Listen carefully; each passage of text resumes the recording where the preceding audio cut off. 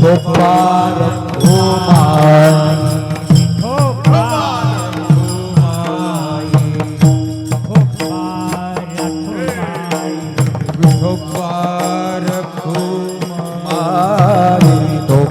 रखुमाई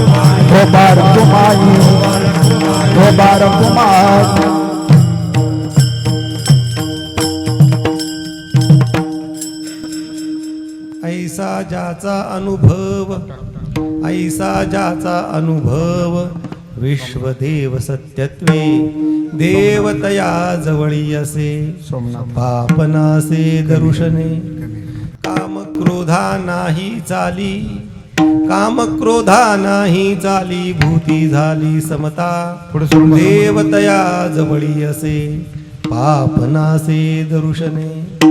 तुका म्हणे भेदा भेद, तुका म्हणे भेदा भेद, गेला वाद खंडोनी, देवतया जवळी असे, पापनासे दरुश. सेवेसाठी घेतला भंग संत श्रेष्ठ जगद्गुरु तुकोबा यांचा असून या अभंगामध्ये जगद्गुरु तुकोबा यांनी भगवंताचा देवाचा पत्ता सांगितलेला आहे.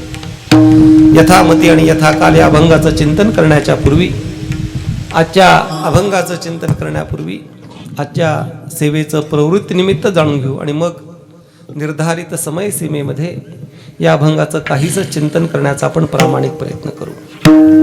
हा जो नाममहोत्सव सुरू आहे, गेली 50 वर्ष हा नाममहोत्सव अव्याहतपणे सुरू आहे.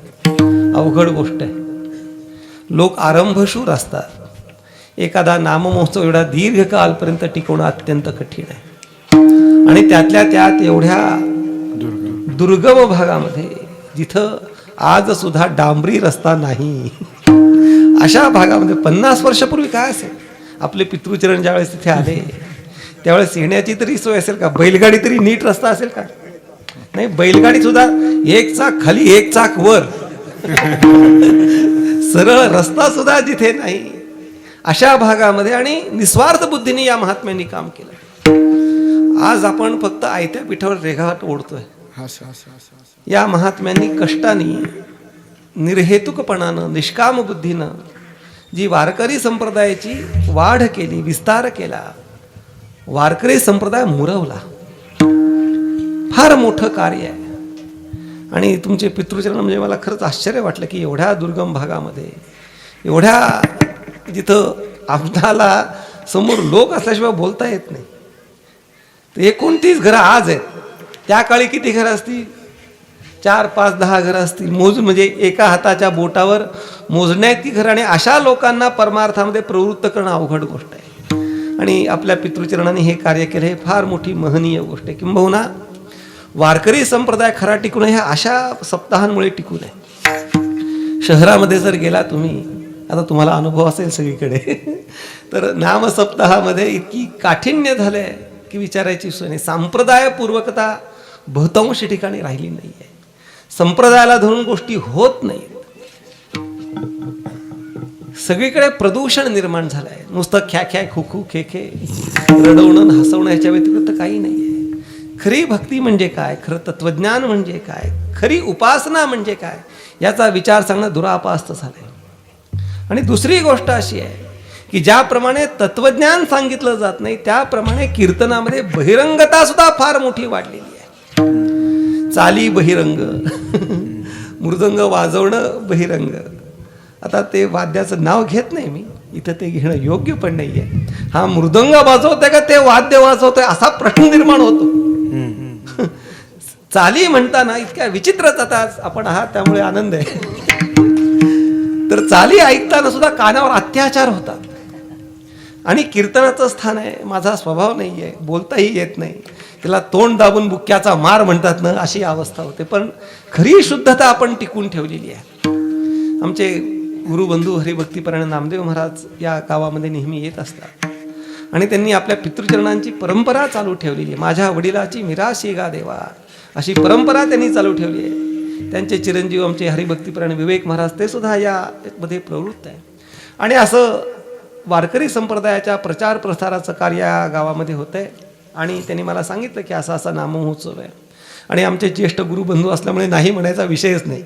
काही लोकांना मला नाही म्हणताच येत नाही. अशामधले आमचे ज्येष्ठ गुरुबंधू हरिभक्तीपरायण नामदेव महाराज त्यांनी सांगितलं की असा असा सप्ताह म्हणलं येतो, काही विषय नाही. आणि त्यामुळे आजच्या या कीर्तनाच्या सेवेमध्ये प्रवृत्त झालेलो आहे. सुरुवातीला सांगितल्याप्रमाणे अभंग तुकोबबारायांचा असून या अभंगामध्ये तुकोबबारायांनी भगवंताचा पत्ता सांगितलेला आहे. मानवी जीवनाचा जर विचार करायला गेलो तर मानवी जीवनाची कृतकृत्यता, मानवी जीवनाची परिपूर्णता कशात आहे याचा आपण विचार केला पाहिजे. आपण आपल्या बुद्धीने मानवी जीवनाच्या परिपूर्णतेचा, मानवी जीवनाच्या कृतार्थतेचा विचार आपण आपल्या बुद्धीने करू शकत नाही. त्याचं कारण आपली बुद्धी फार मर्यादित आहे, आपली शक्ती फार मर्यादित आहे. आणि मर्यादित बुद्धीला, मर्यादित शक्तीला आपल्या जीवनाची कृतकृत्यता कशात आहे हे सांगण्याचं सामर्थ्य नाही आहे. आपली बुद्धी किती मर्यादित आहे तर आपल्या मागे कोण उभं आहे आपल्याला दिसत नाही, एवढी आपली बुद्धी मर्यादित आहे. मग एवढ्या मर्यादित बुद्धीच्या माध्यमातून आपल्या जीवनाची सार्थकता कशात आहे आपण ठरवू शकत नाही. प्रत्येक जण आपापल्या बुद्धीनी, आपापल्या संस्कारानुगुण आपल्या जीवनाची कृतकृत्यता, सार्थकता ठरवत असतो. बहुतांश लोक आपल्या जीवनाची सार्थकता, कृतकृत्यता कशात आहे समजतात. तर माझं अनुभव असा आहे, माझं निरीक्षण असं आहे की आपलं स्वतःचं घर बांधलं की आपल्या जीवनाची सार्थकता झाली. कशावरून असं तर तुम्ही आता सर्वे करा, उद्यापासून केला नसला तर ठीक आहे करा. घरांची नावं बघा. तर घरांना जी नावं दिली जातात ती जास्तीत जास्त घरांची नावं काय असतात माहिती आहे? श्रमसाफल्य. माझ्या जीवनामध्ये मी कष्ट केले, माझ्या जीवनामध्ये मी परिश्रम जो केला त्या परिश्रमाची सफलता, साफल्य कशात आहे? हे घर बांधलं ह्याच्यामध्ये माझ्या जीवनाची सफलता आहे. पण वस्तुस्थितीने तसं नाही आहे. म्हणजे घर बांधण्यामध्ये आपल्या जीवनाची सफलता नाही, आपल्या बुद्धीने आपण हे ठरवून चालणाराही नाही. म्हणून मानवी जीवनाची सफलता कशात आहे, मानवी जीवनाची परिपूर्णता कशात आहे, मानवी जीवनाची सार्थकता कशात आहे याचा जर विचार करायला गेलो तर आपल्याला संतांचा, वेदाचा, श्रुतीचा, स्मृतीचा आधार घेतला पाहिजे. श्रुती, स्मृती, संत आपल्या जीवनाची सार्थकता कशात सांगतात त्याचा आपण विचार करायला पाहिजे. संत कशात सांगतात आपल्या जीवनाची सार्थकता?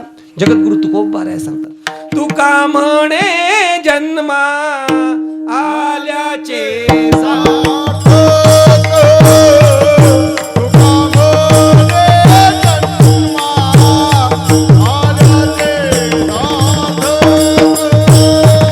तुका म्हणे जन्मा आल्याचे सार्थक, तुका म्हणे जन्मा आल्याचे सार्थक.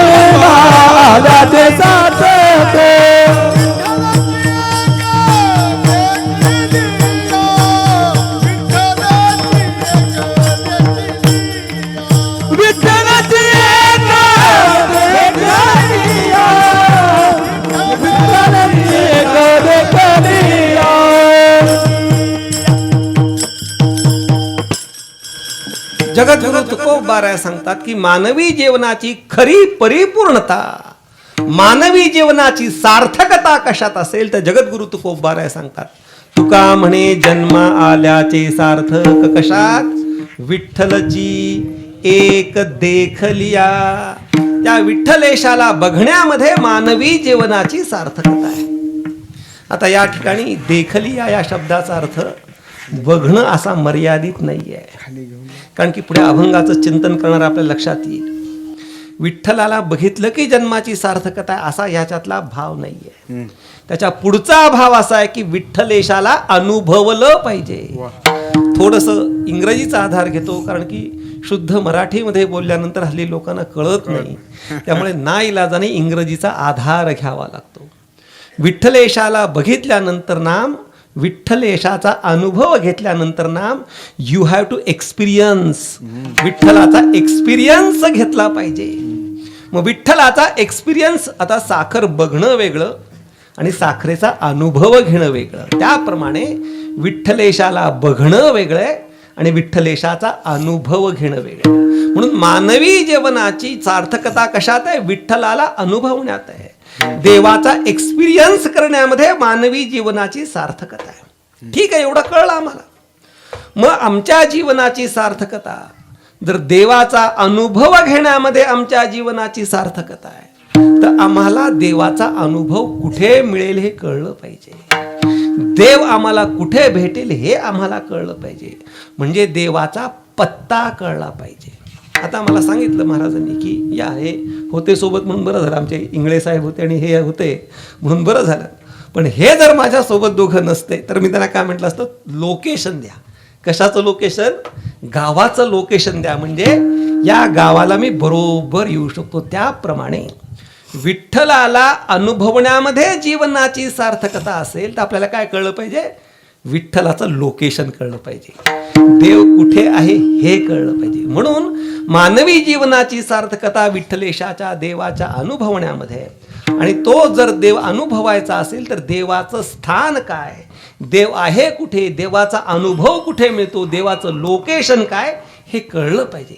आणि असं जगद्गुरु तुकोबाराय सांगत असताना, जीवनाची सार्थकता सांगत असताना, एक साधक जगद्गुरु तुकोबारायांकडे येतो आणि तो साधक येऊन जगद्गुरु तुकोबारायांना विचारतो की तुम्ही सांगितलेलं मला कळालं. काय कळालं? मानवी जीवनाची परिपूर्णता विठ्ठलेशाच्या अनुभवण्यामध्ये. मग मला तुम्ही त्या विठ्ठलेशाचा पत्ता सांगा. विठ्ठलेश राहतो कुठे, विठ्ठलेशाचा मला अनुभव कुठे मिळेल, असा प्रश्न जेव्हा तो साधक जगद्गुरु तुकोबारायांना विचारतो तेव्हा त्याचं उत्तर जगद्गुरु तुकोबाराय अभंगाच्या दुसऱ्या चरणात सांगतात. देव तया जवळी असे पापनाशे दर्शने पापनाशे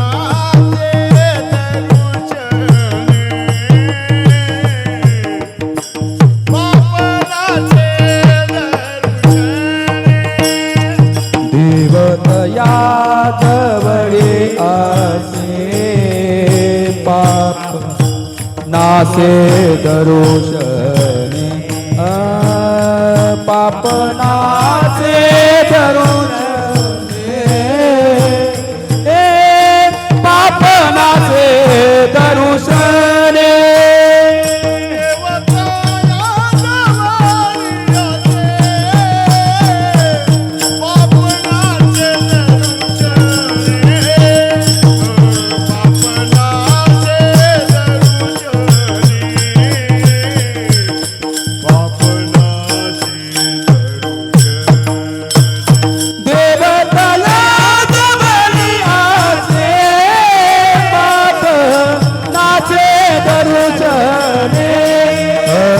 पाप नासे दरोषणे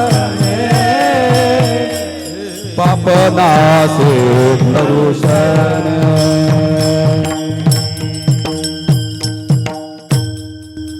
जगद्गुरु तुकोबाराय त्या भगवंताचा, देवाचा, विठ्ठलेशाचा पत्ता सांगतायत. कुठे राहतो देव?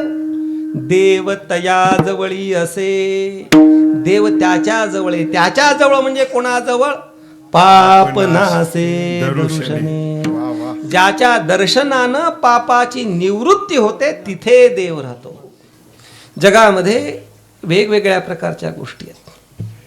काही गोष्टींचं दर्शन घेतल्यानंतर पुण्य लागतं.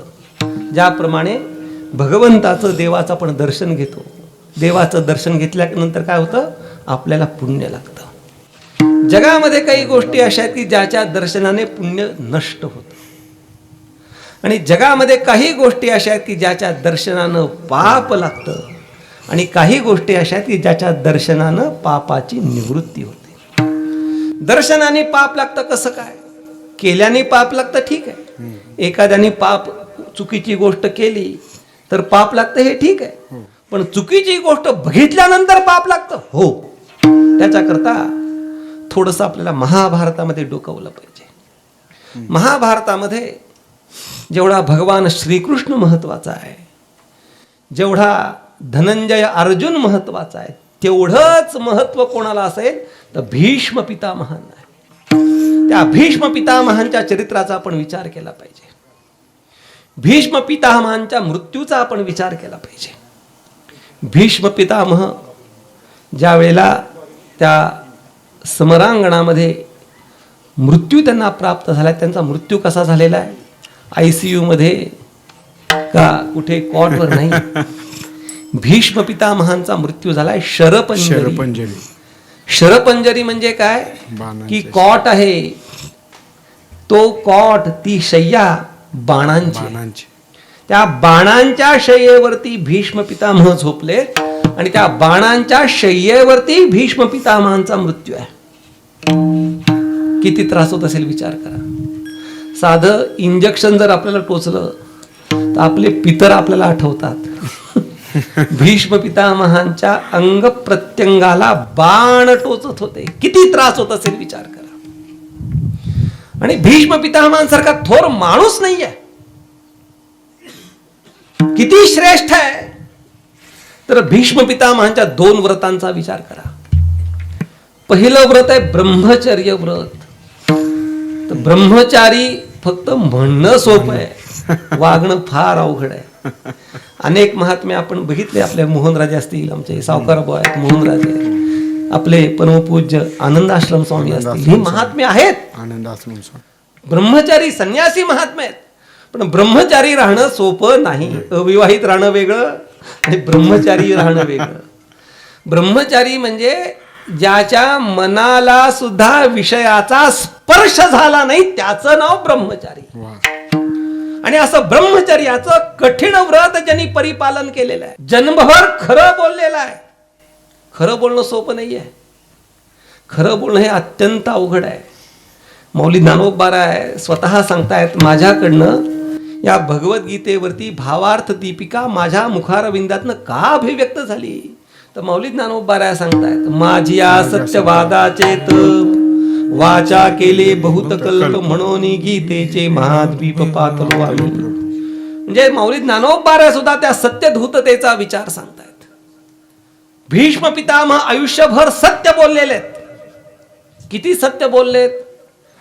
प्रतिज्ञा या शब्दाचा जर उच्चार केला तर आपल्याला कोणाचं नाव आठवतं? भीष्म प्रतिज्ञा. म्हणजे ज्या माणसाने आयुष्यभर सत्य बोलण्याचं व्रत परिपालन केलंय, ज्यांनी ब्रह्मचर्याचं व्रत परिपालन केलंय, अशा महात्म्याचा मृत्यू कुठे झालाय? शरपंजरी झालाय. प्रश्न असा आहे की माणूस जन्मभर चांगला वागला का वाईट वागला हे कशावरून ओळखायचं? त्याला मरण जर धड आलं ना तर तो जन्मभर चांगला वागला असं समजायचं. त्याला जर मृत्यू समयी त्रास झाला तर त्याच्याकडनं ज्ञात अज्ञातत्वानं काहीतरी पाप झालेलं आहे असं निश्चित समजा. आणि ज्या वेळेला किती भीष्म पितामहांचा अधिकार लक्षात घ्या. ज्याप्रमाणे श्रीमद भगवद्गीतेचं सृजन कोणाकरता झालंय? अर्जुनाकरता झाले. त्याप्रमाणे विष्णू सहस्रनामाचा जो जन्म आहे तो कोणाकरताय? भीष्म पितामहांकरताय. आणि ज्या वेळेला ते शरपंजरी पडलेले आहेत, त्या शरपंजरी पडल्यानंतर साक्षात भगवान श्रीकृष्ण परमात्मा त्यांच्या समोर आले आहेत. भगवंताला भीष्म पितामहांनी प्रश्न विचारलाय, देवा मी माझ्या जन्मात कधीही पाप केलेलं नाहीये, मी पाप केलं नाही जाऊ द्या, माझ्या मनाला सुद्धा पापाचा स्पर्श झालेला नाहीये आणि एवढा मी निष्पाप, म्हणजे पाप केलं नाही, माझ्या मनाला पापाचा स्पर्श झाला नाही, अशी माझी जन्म गेला असताना शरपंजरी मृत्यूच्या समयी हा त्रास मला का भोगायला लागतोय असा प्रश्न ज्या वेळेला भीष्म पितामहांनी भगवान श्रीकृष्णाला केला तेव्हा भगवान सांगतोय मी पाप केलेलं नाहीये पण पाप बघितलंय. ज्या वेळेला माता द्रौपदीचं वस्त्रहरण होत होतं त्यावेळेला ते वस्त्रहरण थांबवण्याचं सामर्थ्य तुमच्याकडे होतं आणि ते वस्त्रहरण थांबवण्याचं सामर्थ्य तुमच्याकडे असताना सुद्धा समोर पाप घडत होता आणि ते तुम्ही बघत होता, त्याचा हा परिणाम आहे. म्हणजे पाप बघितल्याचा हा परिणाम आहे. आपण पाप क्षणाक्षणाला करतोय, काय होणार आहे विचारच केलेला बरा. म्हणून काही गोष्टी अशा आहेत की ज्याच्या दर्शनानं पाप लागतं, पण हे काही महात्म्य असे की ज्यांच्या दर्शनाने पापाची निवृत्ती होते. म्हणून देव कुठे राहतो तर महाराज सांगतायत पाप नासे, ज्यांच्या दर्शनानं पापाची निवृत्ती होते, ज्याच्या दर्शनानं पाप नष्ट होतं, अशा महात्म्या जवळ देव राहतो. मग पत्ता काय देवाचा पंढरपुरात पत्ता नाहीये. देवाचा पत्ता कुठे? ज्या महात्म्याच्या दर्शनानं पापाची निवृत्ती होते त्या महात्म्याजवळ देवाचा पत्ता आहे. पंढरीला आहे नाही असं म्हणण्याचं तात्पर्य नाहीये, परंतु तो फक्त दर्शन घेण्याकरता तिथे आहे, अनुभवण्याकरता यांच्या जवळ आहे. म्हणजे दर्शन घेणं हा वेगळा विभाग आहे आणि भगवंताचा अनुभव घेणं हा वेगळा विषय आहे. म्हणून भगवंताचा जर अनुभव घ्यायचा असेल तर ज्यांच्या दर्शनानं पाप निवृत्त होतं अशाच माणसांजवळ जर तुम्ही गेला तर तुम्हाला त्या भगवंताचा अनुभव घेता येईल. पत्ता सांगितला, कोणी सांगितला? तुकोबारायांनी सांगितला. कोणाला सांगितला? ज्या साधकांनी तुकोबारायांना भगवंताचा पत्ता विचारलाय त्याला. साधक म्हणाला मला पत्ता कळाला नाही. का कळाला नाही? तर त्याचं कारण असं आहे की ज्याप्रमाणे आपल्या डोक्यावरती एक 10 किलोचं ओझ आहे आणि 10 किलोचं ओझ ज्या वेळेला आपल्या डोक्यावरून आपण उतरवतो त्यावेळेला आपल्याला असं लक्षात येतं का नाही माझ्या डोक्यावरती 10 किलोचं ओझ होतं आणि ते आता उतरवलं आहे असं आपल्या लक्षात येतं. त्याप्रमाणे मी एखाद्या महात्म्याचं दर्शन घेतलं आणि दर्शन घेतल्यानंतर माझ्या पापाची निवृत्ती झाली असं काय आपल्याला अनुभवता येतं का? देवाचं दर्शन घेतल्यानंतर पुण्य प्राप्त झालं तेही अनुभवता येत नाही आणि महात्म्याच्या दर्शनानं पापाची निवृत्ती झाली हेही अनुभवता येत नाही. म्हणजे अनुभवता येत नाही असा पत्ता तुकोबाराने सांगितला. आता नामदेव महाराजांचा अभ्यास मोठा आहे त्यांना सांगतो प्रत्यक्ष प्रमाणाच्या विचारामध्ये पाप आणि पुण्य यांचं आपल्याला प्रत्यक्ष होत नाही. त्याचं कारण पाप पुण्याच्या ठिकाणी प्रत्यक्ष योग्यता नाही आहे. मौली हे अवघड झालं. मौली फार सोपं सांगतात पाप पुण्य आशेखे परी जवळी असं तू न देखे. पाप पुण्य आपल्या अंतःकरणात आहेत पण पाप पुण्य आपल्याला दिसत नाहीत. मग तुकोबाराय सांगतात की ज्याचं दर्शन घेतल्यानंतर पाप निवृत्त होतं तिथे देव राहतो. साधक म्हणतो पाप लागलेलेही कळत नाही, पाप निवृत्तही झालेलं कळत नाही, मग दर्शनानं पाप निवृत्त झालं हे मला कळणार कसं?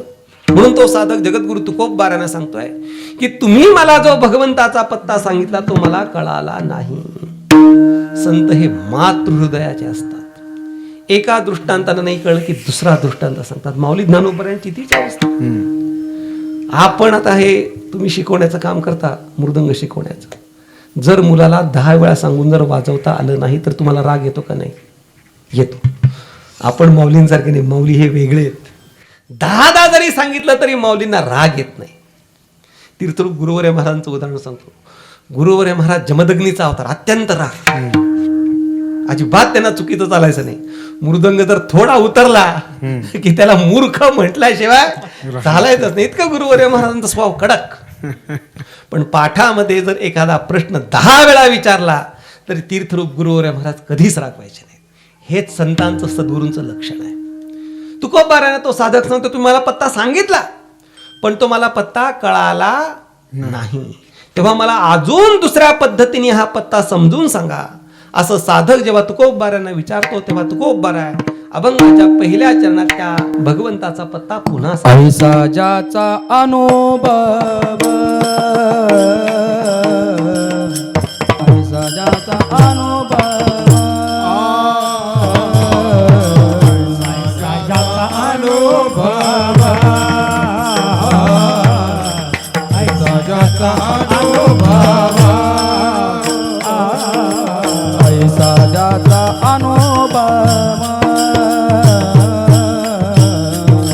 ज्याचा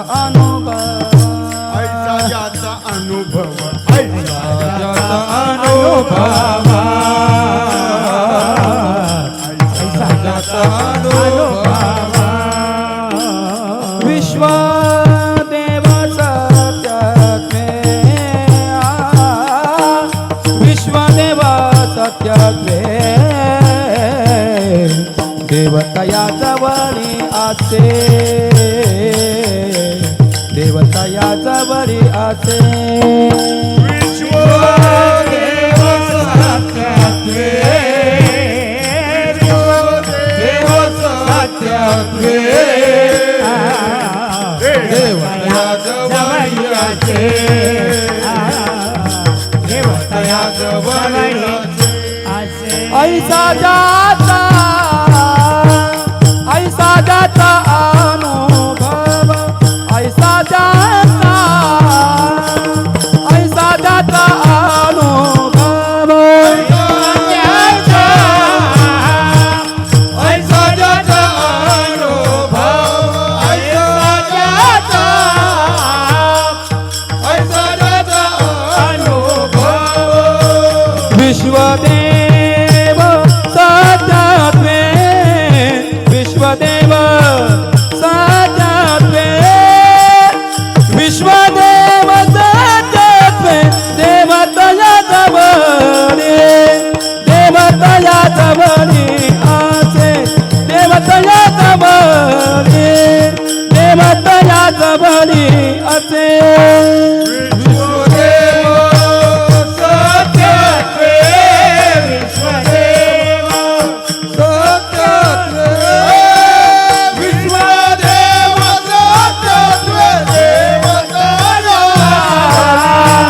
देवतया जवळी, देवतया जवळी, देवतया जवळी.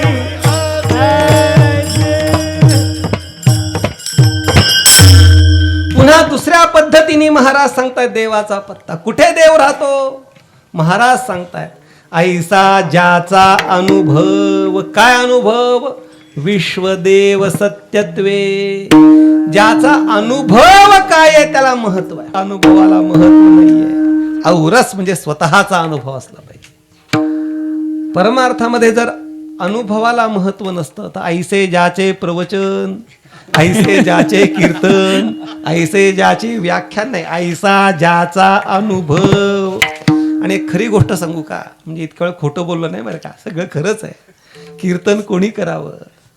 ज्याला अनुभव आलाय ना त्यांनी करावं. माझाही कीर्तन करण्याचा अधिकार नाही. तुम्ही का करता? मला अनुभव यावा याच्याकरता कीर्तन करतोय. अनुभव आला म्हणून करत नाही. मग खरं कीर्तन कोणाचं आहे? ज्याला अनुभव आलाय त्याला. संत अनुभवाने बोलतात.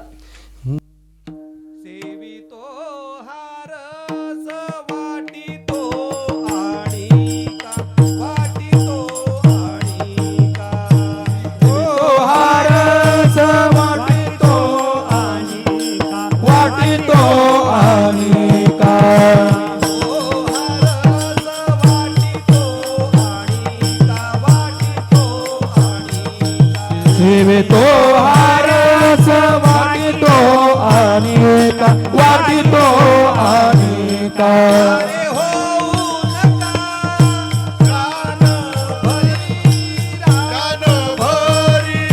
यारे होऊ नका रान भरी,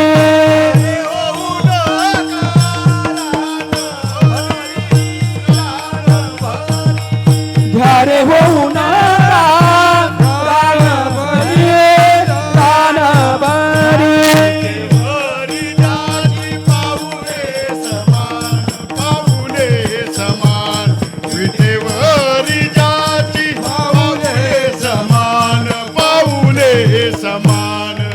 विठेवरी जाची पाऊले समान पाऊले समान विठेवरी जाची पाऊले समान पाऊले समान जेवितो हरच वाटितो आणि का वाटितो आणि का सेवितो हरस वाटितो आणि का वाटितो आणि का जेवितो हरच वाटितो आणि का वाटितो आणि का सेवितो हरस वाटितो आणि का वाटितो आणि का घरे होऊ नका रानभरी घरे होऊ नका रानभरी विटेवरी जाची पाऊले समान पाऊले समान विटेवरी जाची पाऊले समान पाऊले समान यारे होऊ नका रानभरी रानभरी यारे होऊ नका रानभरी रानभरी विठेवरी जाची पाऊले समान पाऊले समान विठेवरी जाची पाऊले समान पाऊले समान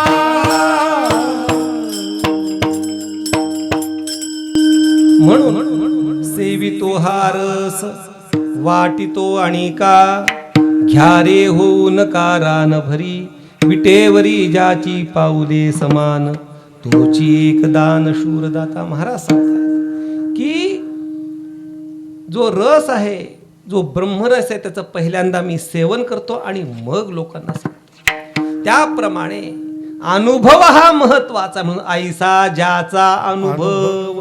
कोणता अनुभव? विश्वदेव सत्यत्वे. विश्व हे देव रूपाने सत्य असा ज्याचा अनुभव आहे. थोडासा विषय कठीण आहे, परंतु कठीण असला तरी सांगितल्याशिवाय अभंगाचा अर्थ पूर्ण होणार नाही, म्हणून सांगणं क्रमप्राप्त आहे. आता एक असा प्रश्न आहे की तुम्हाला जग खरं वाटतं का खोटं वाटतं? काय दीपक महाराज? खरं वाटतं. आपल्या सगळ्यांच्या दृष्टीने जग कसं आहे? खरं आहे. मग तुकोबाराय काय सांगतात? ज्याला जग खरं वाटतं, विश्वनाम जग, ज्याला जग खरं वाटतं त्याच्या जवळ देव असतो. मग आपल्या सगळ्यांना जग कसं वाटतंय? खरं वाटतंय. मग सगळ्या आपल्या जवळ देव आहे का? नाहीये. त्यातला थोडासा भाव असा आहे, विश्व सत्य वाटणं वेगळं आणि विश्व देव रूपाने सत्य वाटणं वेगळं. आपल्याला विश्व हे विश्वरूपानं सत्य वाटतं, विश्व हे देव रूपाने आपल्याला सत्य वाटत नाही. मग विश्व ज्याला देव रूपाने सत्य वाटतं असा ज्याचा अनुभव आहे, देव तया जवळी असे, देव त्याच्या जवळ आहे. हा तरी पत्ता समजला का? त्याला समजला नाही. त्याचं कारण विश्व हे देव रूपाने सत्य आहे असा ज्याचा अनुभव आहे त्याचा अनुभव आपल्याला कळत नाही. कोणाचा अनुभव काय हे कळणार नाही. आता मी जर गुळ खाल्ला तर गुळ मला गोड लागला का कडू लागला याचा तुम्हाला अनुभव येतो का मला अनुभव येतो? जो खातो त्याला अनुभव येतो. मग विश्व देवरूपाने सत्य अनुभव त्याला आहे का मला आहे? त्याला आहे. मग त्याचा अनुभव मला कळणार कसा? आणि गंमत अशी आहे की ज्याला तो अनुभव येतो तो मला अनुभव आला असं सांगत नाही, आणि जे सांगतात त्याला अनुभव आलेला नसतो. फार सुंदर सांगितलं. हरी बोल बोल हरी बोल बोलणे बोल बोलणे बोले जागे बाहेर आतनी गेले बाहेर आतनी देणे कैसे घरात घरकुल केले कैसे घरात घरकुल केले गेलो अंधार ना उजडले गा गेलो अंधार ना उजडले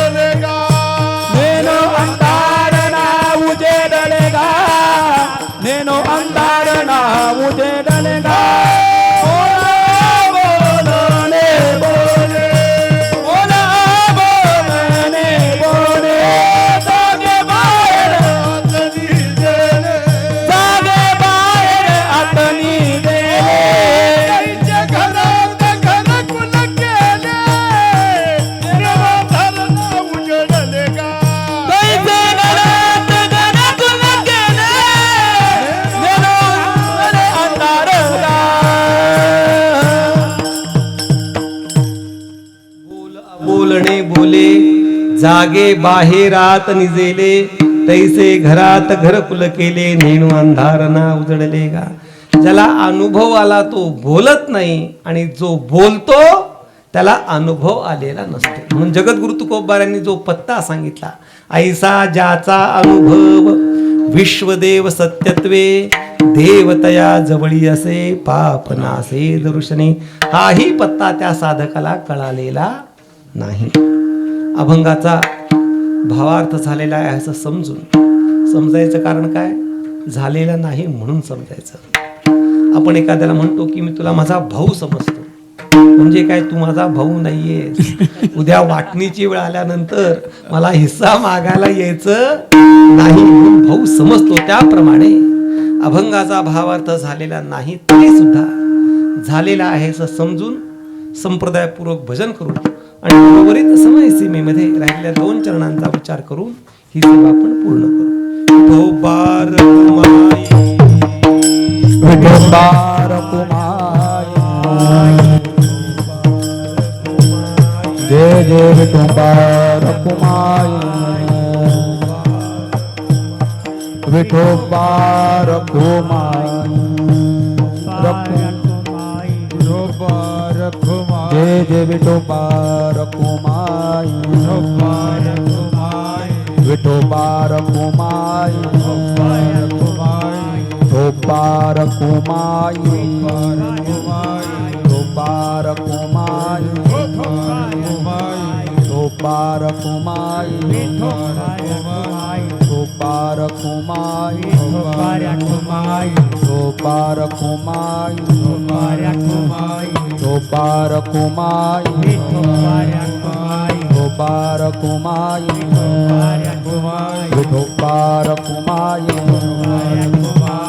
विठोबार कुमाई, विठोबार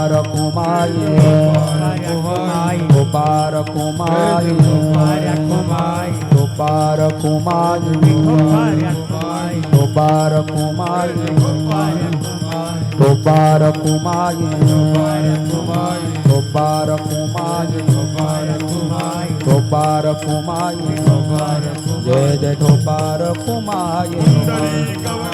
हरी विठ्ठल ज्ञानदेव तुकाराम, विठोबार कुमाई, विठोबार कुमाई, हरी विठ्ठल ज्ञानदेव तुकाराम, विठोबार कुमाई, विठोबार कुमाई, विठोबार कुमाई.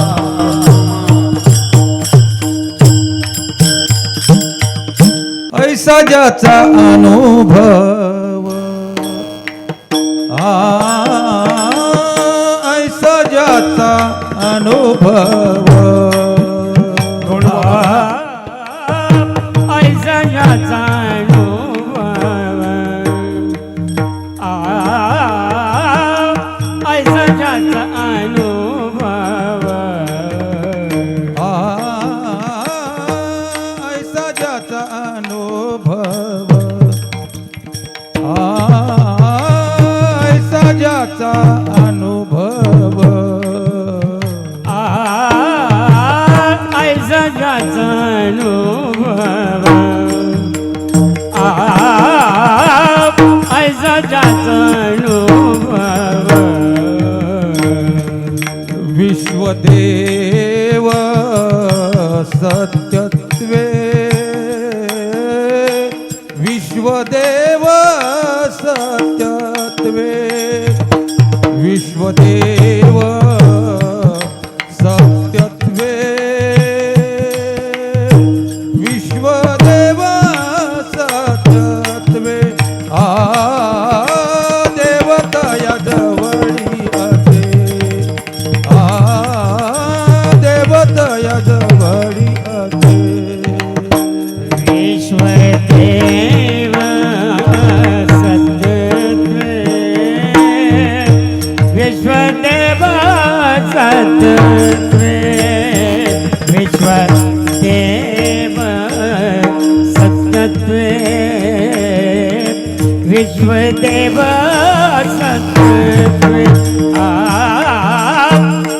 देवतया जवळी असे देवतया जवळी पापनाचे दर्शने पापनाचे दर्शने पापनाचे दर्शने पापनाचे दर्शने असे देवतया जवळी असे पापणाचे दर्शन पापणाचे दर्शन देवतया जवळी असे देवतया जवळी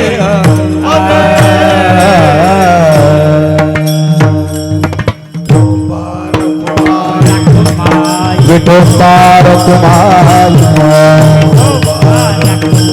विठोबार कुमार विठोबार कुमार विठोबार कुमार हरे विठ्ठल तुकाराम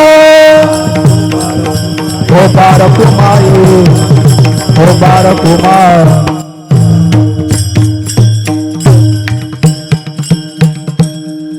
देव राहतो कुठे तर महाराज सांगतायत देवतया जवळी असे पापनासे दर्शने अजून कुठे राहतो ऐसा ज्याचा अनुभव विश्वदेव सत्यत्वे देवतया जवळी असे या दोन्ही प्रकाराने सांगितलेला पत्ता त्या साधकाला कळाला नाही तेव्हा त्या साधकाला जगद्गुरु तुकोबारायत भगवंताचा पत्ता तिसऱ्या प्रकारानं तिसऱ्या चरणात काम क्रोधा नाही चाली काम क्रोधा नाही चाली काम क्रोधा नाही चाली काम क्रोधा नाही चाली काम क्रोधा नाही चाली काम क्रोधा नाही चाली काम क्रोधा नाही चाली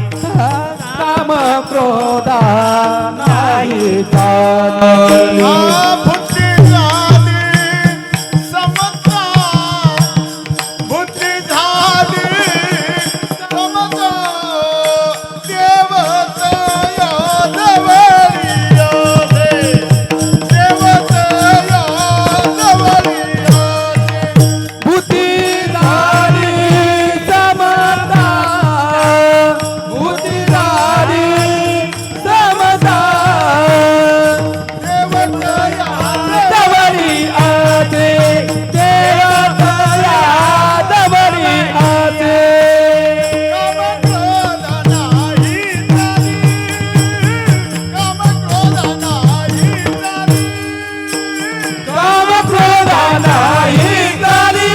क्रोधा नाही चाली काम क्रोधा नाही चाली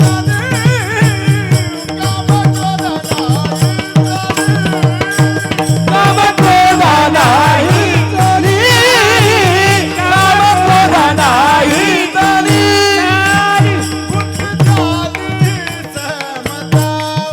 बुद्धी झाली समता देवतया जवळी असे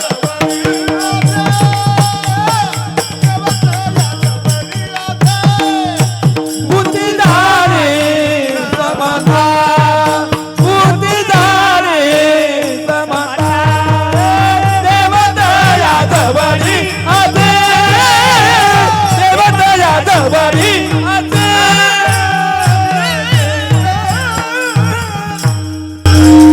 त्या साधकाला जगद्गुरु तुकोबारायत त्याला समजण्यासारखा पत्ता सांगतायत महाराज सांगतायत कुठे देव राहतो तर सांगतायत काम क्रोधा नाही चाली देवतया जवळी असे वा. भूती झाली समता देवतया जवळी असे ज्याच्यावर कामही चाली करू शकत नाही आणि क्रोधही चाली करू शकत नाही देव तिथे आहे कामाला चाली न करून देण्याचं सामर्थ्य फार मोठं आहे. जिथे वैराग्याचा महामेरुमणी भगवान शंकर, त्याच्यावर सुद्धा कामदेव चाली करू शकतो, तर अबकीच झाड की पत्ती असं सांगतात. त्या शरयू नदीची आणि गंगा नदीचा संगम आहे. आणि या शरयू गंगेच्या संगमावर तिथे सिद्धाश्रम नावाचं ठिकाण आहे. आणि त्या सिद्धाश्रमामध्ये भगवान शिव तपश्चर्या करत बसले होते. आणि त्या सिद्धाश्रमामध्ये तपश्चर्या करायला लागल्यानंतर त्या भगवान शंकराच्या तपश्चर्येचा भंग करण्याकरता कामदेव तिथे आले. आणि कामदेव तिथे आल्यानंतर ते आपले बाण चालवायला लागले. अरविंदमशोकंच च्युतंच नवमल्लिकाः नीलोत्पलंच पंचैते पंचबाणश्च साय, असे 5 बाण चालवायला लागले. भगवान शंकराची समाधी बिघडली नाही, पण शंकर महाराजांना जाणीव झाली की आपल्यावरती कोणतरी बाण चालवत आहे. आणि त्यावेळेला भगवान शंकरांनी 3रा डोळा उघडला. आणि 3रा डोळा उघडल्यानंतर तो कामदेव भस्मसात होऊ लागला. पण रती आली. रती म्हणाली माझ्या कपाळाचं कुंकू राहू द्या. मग भगवान शंकरांनी काय केलं, त्याला पूर्ण जाळलं नाही, त्याला कोळसा केला. आणि आता जो चाली करणारा काम आहे ना, तो कोळसा झालेला काम आहे. ओरिजिनल काम जर आता असता बोलायची सोय नाही. म्हणजे कोळसा झालेला काम इतका ताप देतो, तो खरा कामाने किती ताप दिला असता. असा हा पहिला भाव. चला आता 2रा भाव. आता काम शब्दाचा अर्थ काय, तर काम शब्दाच्या संबंधाने शास्त्रामध्ये बराच विचार सांगितलाय. अहंकार चिदात्मानो एकीकृत्य अविवेकतः इदम मे स्यात् इति इच्छा काम शब्दितः. काम म्हणजे इच्छा. इच्छेचे अनेक प्रकार आहेत. परंतु कोणती इच्छा म्हणजे काम, की काम म्हणजे अशी इच्छा की जी इच्छा पूर्ण झाल्याशिवाय आपल्याला गप्प बसू देत नाही, अशा इच्छेचं नाव आहे काम. म्हणजे काय, थोडासा एक दृष्टांत सांगतो. मी महाविद्यालयामध्ये शिकत होतो, अभियांत्रिकी महाविद्यालयामध्ये. आणि साधारणपणे 1996 साली, म्हणजे बरेच वर्ष झाले, म्हणजे हे 4 आणि हे 26, 30 वर्षापूर्वीची गोष्ट आहे. तर 30 वर्षापूर्वी अभियांत्रिकी महाविद्यालयामध्ये, पुण्यामध्ये चांगल्या नामांकित अभियांत्रिकी महाविद्यालयामध्ये शिकत होतो. आणि त्यावेळेला व्यसनाधीन मुलांचं प्रमाण फार. आता त्यावेळेला फक्त मुलंच व्यसनाधीन होती. आता मुलींचीही तीच अवस्था झाली. काय झाली आहे सांगण्यासारखी ही जागा नाही, परंतु मातावर्गांना नम्र आवाहन आहे, विनंती आहे, आपल्या मुलांकडे लक्ष द्या बरं का, कृपा करून. मुलांकडेही लक्ष द्या आणि मुलींकडेही लक्ष द्या. फार भयावह अवस्था आहे. काय अवस्था आहे वृत्तपत्र वाचा, मी सांगण्याची वेगळी आवश्यकता नाही आहे. म्हणून आपल्या मुलींकडेही लक्ष दिलं पाहिजे आणि आपल्या मुलांकडेही लक्ष दिलं पाहिजे. नुसतं शिकवून चालणार नाही, तर आपला मुलगा हा निर्व्यसनी राहिला पाहिजे, आपली मुलगी ही निर्व्यसनी राहिली पाहिजे, आपला मुलगा मुलगी हे चारित्र्य संपन्न राहिले पाहिजे. त्याच्याकडे कृपा करून लक्ष द्या. शिकले तर पाहिजेच, पण शिक्षणाबरोबर याही 2 गोष्टी महत्वाच्या. आणि मी जेव्हा शिकत होतो तेव्हा व्यसनाधीन लोकांची संख्या होती त्यावेळेस 80-85% होती. आता तर 90-95% आहे. आमचा तो भाचा आहे, तो पॉंडिचेरीला शिकतोय, तो किडनी ट्रान्सप्लांट करण्याचं, किडनी बदलण्याचं काम करतो. त्याला विचारलं, बाबा रे तुझ्या पूर्ण कॉलेजमध्ये महाविद्यालयामध्ये निर्व्यसनी डॉक्टर किती आहे? तो म्हणला मी एकटाच आहे. अशी अवस्था आहे. आणि त्यावेळेला व्यसनी लोकांची फार संख्या. आणि ही परप्रांतातली मुलं तिथं आमच्या कॉलेजच्या जवळ फ्लॅट घेऊन राहायचे. आणि एक दिवस एका मुलाला रात्री 12-12:30 वाजता अशी इच्छा झाली की सिगरेट ओढावी. काय इच्छा झाली? सिगरेट. त्याला इच्छा, तीव्र इच्छा. त्या व्यसनाच्या इच्छेला काय म्हणतात माहिती आहे का तुम्हाला? व्यसन करण्याची इच्छा होण्याला काय म्हणतात? तलफ. त्याला तलफ आली रात्री 12 वाजता की सिगरेट ओढावी. स्वतःचे खिसे तपासले, नाही मिळाली. शेजारच्या मुलाला उठवलं, नाही मिळाली. शेजारची फ्लॅट मधली मुलं उठवली, तरी मिळाली नाही. मग काय करायचं? म्हटले दुकान उघडे का कुठे बघू. आताच पुणे वेगळं आहे, आताच मुंबई पण वेगळं आहे. पूर्वीची मुंबई पुणे वेगळी होती. पूर्वी मुंबई झोपायची, पुणे झोपायचं. आता पुणे झोपतही नाही आणि मुंबई झोपत नाही. आणि आपले राज्यकर्ते काय म्हणतात? Night life. अरे काय डोंगर कठीण आहे. खरंच झोपली पाहिजे, कारण मुंबई पुणे झोपलं पाहिजे, पण झोपत नाही. पूर्वीची वेळ होती, रात्री 12 वाजता एकही दुकान उघडं नाही, सगळीकडे हिंडून आला, पूर्ण दुकानं बंद. पण इच्छा निर्माण झाली. काय इच्छा निर्माण झाली? सिगरेट ओढायची. मग शेवटी घराजवळ आला, एक पानटपरी होती, त्या पानटपरी बंद होती. एक दगड घेतला, दगड घेऊन त्या पानटपरीचं कुलूप फोडलं, सिगरेट ओढली, शिलगवली आणि त्या ठिकाणी कुलपाचे आणि सिगरेटचे पैसे ठेवले आणि निघून आला. म्हणजे सिगरेट ओढण्याची इच्छा झाली की कधीपर्यंत ती गप्प बसू देत नाही, जोपर्यंत सिगरेट ओढली जात नाही तोपर्यंत. अशा इच्छेचं नाव आहे काम. की जी इच्छा माणसाला पूर्ण झाल्याशिवाय गप्प बसू देत नाही, तिचं नाव आहे काम. त्या कामाला त्याच्यावरती चाली नाहीये. पुढे सांगतात क्रोधा चाली नाही. कामा चाली नाही म्हणजेच क्रोधा चाली नाही. त्याचं कारण कामची ना म्हणा, कामची नाही, कामची नाही तेथे क्रोधची कैसा, कामचे नाही तेथे क्रोधचे कैसा. कैचे भांडण रे, राम्या गड्याची आवड मोठी म्हणून लंके पेले रे. रामगड्याची आवड मोठी म्हणून लंके पेने रे. रामगड्याची आवड मोठी म्हणून लंके पेले रे. रामगड्याची आवड मोठी म्हणून लंके पेने रे. ऐक खेळया तुझं सांगितलं रे, आईचे जाणून खेळ खेळे रे. ऐक खेळया तुझं सांगितलं रे, आईचे जाणून खेळ खेळे रे. ऐक खेळया तुझं सांगितलं जाणून खेळ केले रे. ऐक खेळया तुझं सांगितलं जाणून खेळ केले रे.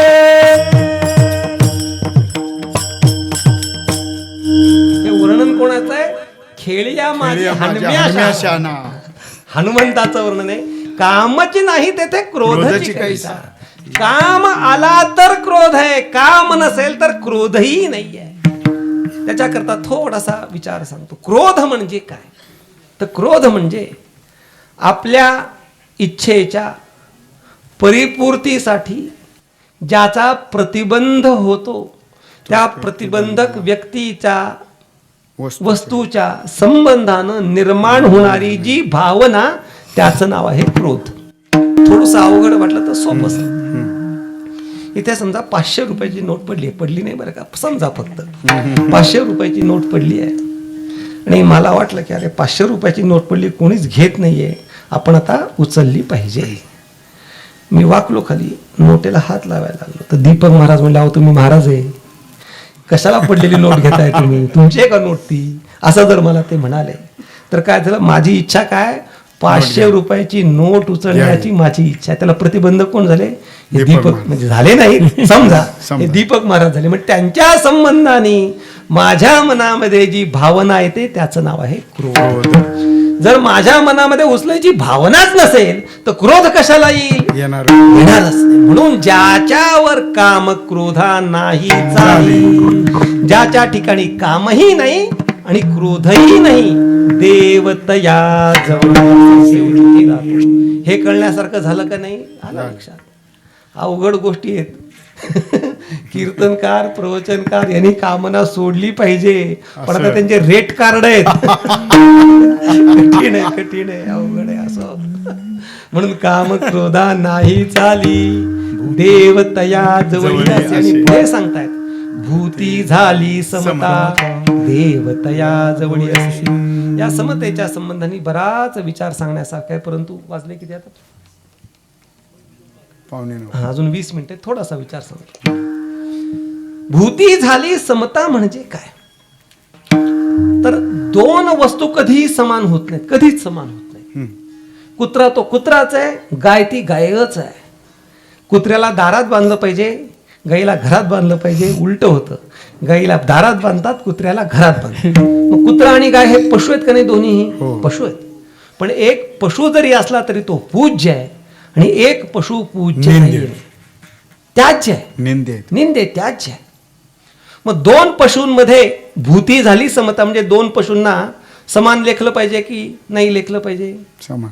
पण लेखता येतं का? लेखता येत नाही. त्याचं कारण असे की दोन भूत ही भिन्न आहेत. पण महाराज काय सांगतायत की भूती झाली समता, दोन्ही भूतांकडे जो समत्वानं बघतो तिथे देव राहतो. त्यातला भाव असा आहे. भगवान सांगतायत विद्या विनय संपन्ने ब्राह्मणी गविहस्ती शुनिचैव शुभपाकेच पंडितः समदर्शिनः. भूती झाली समता म्हणजे दोघांना सारखं वागवायचं नाही, दोघांना समान वागवायचं नाही, दोघांच्या विषयी मनामध्ये समत्व बुद्धी ठेवायची. याचं नाव भूती झाली समता. म्हणजे कुत्रा हा प्राणी आहे, त्याला भाकरी टाकली पाहिजे. गाय हा सुद्धा प्राणी आहे, त्याला चारा टाकला पाहिजे. प्राणी म्हणून दोघांना खायला घातलं पाहिजे, ही समता आहे. परंतु एकाची पूजा केली पाहिजे, एकाला दारात बांधलं पाहिजे, ही समता. आपलं सगळं उलट होतं. किंबहुना आताचं सगळं राजकारण कशावर चाललंय माहिती आहे? समतेवरतीच राजकारण चाललंय. समाजवादी काय म्हणतो? सामाजिक समता पाहिजे. कम्युनिझम काय म्हणतो? आर्थिक समता पाहिजे. पण कधीही ते शक्य होणार नाही. साहेबाला 2 रुपये पगार, शिपायाला पण 2 रुपये पगार चालणार आहे काय? चालणार नाही. त्या ठिकाणी आर्थिक विषमता असणारच. तीर्थरूप गुरुवर्य महाराजांचा शब्द आहे, भूती झाली समता म्हणजे दोन भूतांच्या विषयी मत असलं पाहिजे. समत्व म्हणजे सर्व धर्म समभाव नाही, सर्व धर्म ममभाव. सर्व लोक माझे आहेत, त्यांच्याविषयी मी कल्याणाची बुद्धी ठेवली पाहिजे. याचं नाव भूती झाली समता. म्हणून काम क्रोधा नाही चाली, देवतया जवळी असे. भूती झाली समता, देवतया जवळी असे. आणि असा जो महात्मा आहे, ज्याच्या दर्शनानं पाप निवृत्त होतं, ज्याचा संपूर्ण विश्व हे देवरूपाने सत्य आहे, असा ज्याचा अनुभव आहे, ज्याच्या ठिकाणी कामालाही चाली नाही, ज्याच्या ठिकाणी क्रोधालाही चाली नाही, ज्याच्या ठिकाणी सर्व भूतांच्या विषयी समत्व आहे, असा जो महात्मा आहे तो तत्वदृष्टीने कसा असतो ते महाराज शेवटी सांगतात.